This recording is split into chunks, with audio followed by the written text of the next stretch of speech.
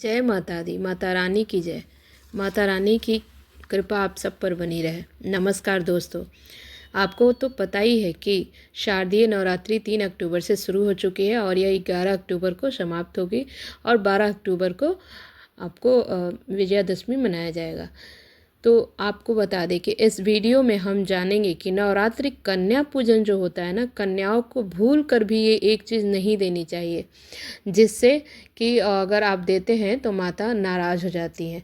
कन्याओं को ऐसा खाना कभी मत खिलाना जिससे कि माता रानी आप नाराज़ हो जाए और व्रत पूजा जो है आपका वो व्रत खंडित हो जाए।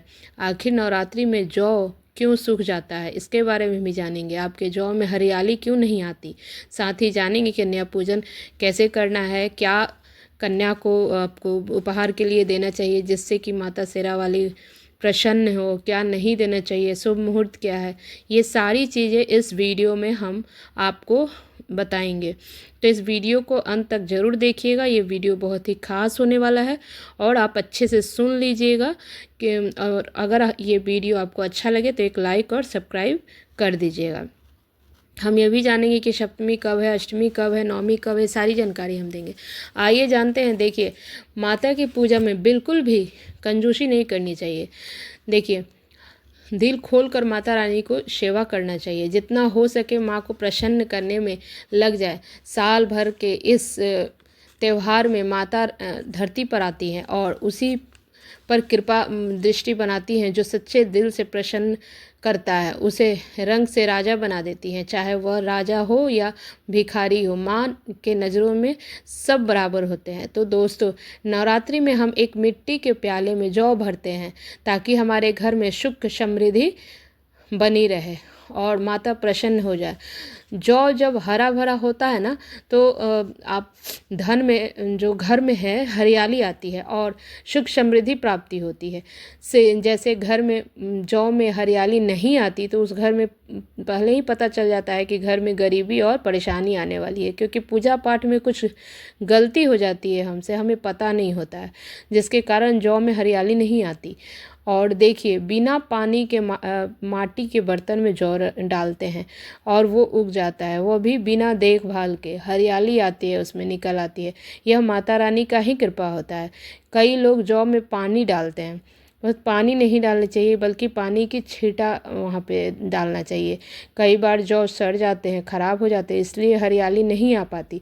ज़्यादा पानी से ख़राब हो जाते हैं जौ। दोस्तों, जब आपके घर में जौ हरा भरा हो जाए तो उसमें एक चांदी का सिक्का ज़रूर डाल दीजिए। 1 रुपया का सिक्का, चांदी का सिक्का ना हो तो 1 रुपया का सिक्का ज़रूर डालें। सिक्का डालने से माता प्रसन्न होती हैं, आपके घर में धन का आगमन होना शुरू हो जाता है।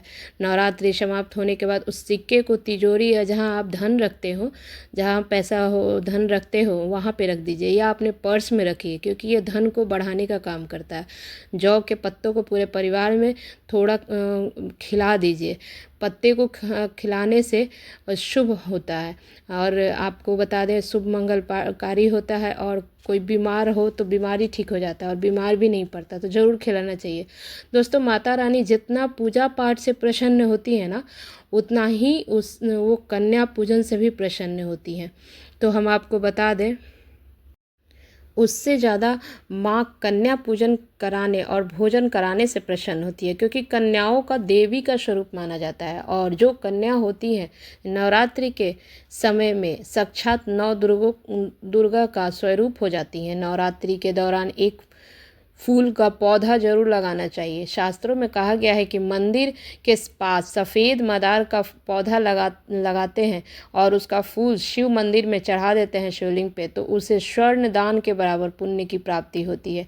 और उसी तरह गुड़हल का फूल जो होता है, जो गुड़हल का जो पौधा होता है, वो मंदिर, माता रानी के मंदिर के सामने लगाते हैं और माता रानी को अगर चढ़ा देते हैं, अर्पित कर देते हैं, तो वो बहुत ही आशीर्वाद मिलता है, माता प्रसन्न होती हैं। शास्त्रों के अनुसार नवरात्रि के 9 दिनों में माता रानी की पूजा और कन्या पूजन करने से सभी कष्ट दूर हो जाते हैं। माता अभय प्रदान करती है। तो कन्याओं के पूजन में, अगर कन्याओं का पूजन होता है तो वो 33 कोटि देवी देवताओं का आशीर्वाद मिलता है। माना जाता है कि व्रत और उपासना से माता रानी उतना ही प्रसन्न नहीं होती जितना कि वो कन्या पूजन से होती है। नवरात्रि में कन्याओं को प्रसन्न करने के लिए उन्हें भोजन और उपहार दिए जाते हैं। अगर कन्याएं प्रसन्न हो जाती हैं तो उपहार स्वीकार करती हैं और इसका मतलब है कि माता रानी यह भेंट स्वीकार कर ली। तो कन्या पूजन आप बहुत ही अच्छे और सच्चे दिल से जितना हो सके आप उपहार दीजिए। कन्या पूजन कोई साधारण पूजा नहीं होता, सभी प्रकार की पूजा में सर्वोपरि मानी जाती है। यह एक बार कन्या पूजन से हजारों यज्ञ और तीर्थ यात्राओं का पुण्य प्राप्त हो जाता है। इसलिए नवरात्रि में कभी भी कन्याओं को सताना नहीं चाहिए, डांटना नहीं चाहिए। नवरात्रि में 2 से 10 साल तक के कन्याओं को पूजन करना चाहिए।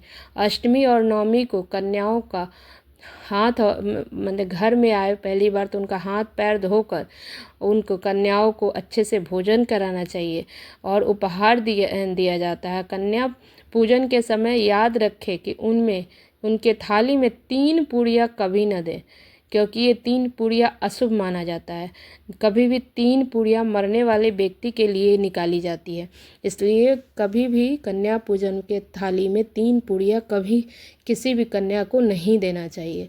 देखिए, भोजन में, कन्या पूजन के भोजन में खीर, पूड़ी, हलवा और आलू चने की सब्जी या छोला खिलाना चाहिए कन्या को, क्योंकि ये माता रानी को खीर, हलवा, पूड़ी अधिक प्रिय होता है।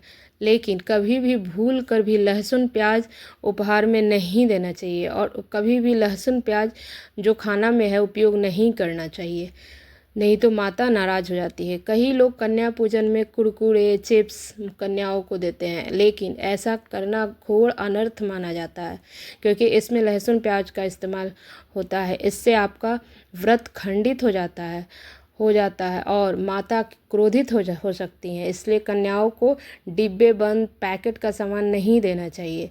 कन्याओं को प्लास्टिक के बर्तन में भोजन कभी नहीं करना चाहिए, या पूजा पाठ में भी प्लास्टिक की चीज़ें इस्तेमाल नहीं करना चाहिए, क्योंकि प्लास्टिक का जो बर्तन होते हैं ना, वो जानवरों के हड्डियों द्वारा बनाए जाते हैं, इसलिए पाप लगता है, माता रानी नाराज़ हो जाती हैं।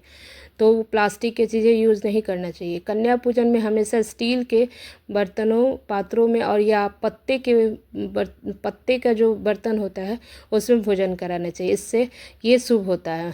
नवरात्रि के दौरान शुक्रवार को कन्या पूजन में खट्टी चीज़ें कभी नहीं देनी चाहिए, क्योंकि कन्या पूजन में खट्टी चीज़ें कभी नहीं खिलाना चाहिए। यह दिन माता संतोषी माता को समर्पित होता है और माता संतोषी माता खट्टी चीज़ों से रुष्ट हो जाती हैं और माता को आशीर्वाद नहीं मिल पाता है। तो कन्या पूजन के भोजन के बाद कन्याओं को थाली में एक लौंग जरूर रखनी चाहिए, क्योंकि लौंग में 9 दुर्गा का वास होता है और लौंग अर्पित करने से माता रानी बहुत ही जल्द प्रसन्न होती हैं। कन्याओं के भोजन में लौंग अर्पित करने से आपके जीवन के जो भी लक्ष्मी, जो भी धन की समस्या है वो दूर होती हैं और लौंग अर्पित करने से माता बहुत जल्द प्रसन्न हो जाती है। कन्याओं को भोजन में लौंग अर्पित करने से आपके जीवन में जितने भी धन संबंधी समस्याएं हैं वो दूर होती हैं। और भोजन में दक्षिणा जरूर अंत में देना चाहिए। दक्षिणा देने से घर में सुख, शांति, समृद्धि आती है। और कन्याओं को आप सुंदर वस्त्र, चॉकलेट का बॉक्स, स्टील के बर्तन उपहार में दें। ध्यान रहे, लोहे का बर्तन कभी नहीं देना है, क्योंकि लोहे के बर्तन देने से राहु केतु का दोष घर में आता है, तो ऐसा कभी नहीं करना है। इस तरह से कन्या पूजन में इन बातों का आपको विशेष ध्यान रखना है, जिससे माता प्रसन्न होंगी और आपको आशीर्वाद देंगी, घर में सुख, शांति, समृद्धि आएगी। बहुत बहुत धन्यवाद।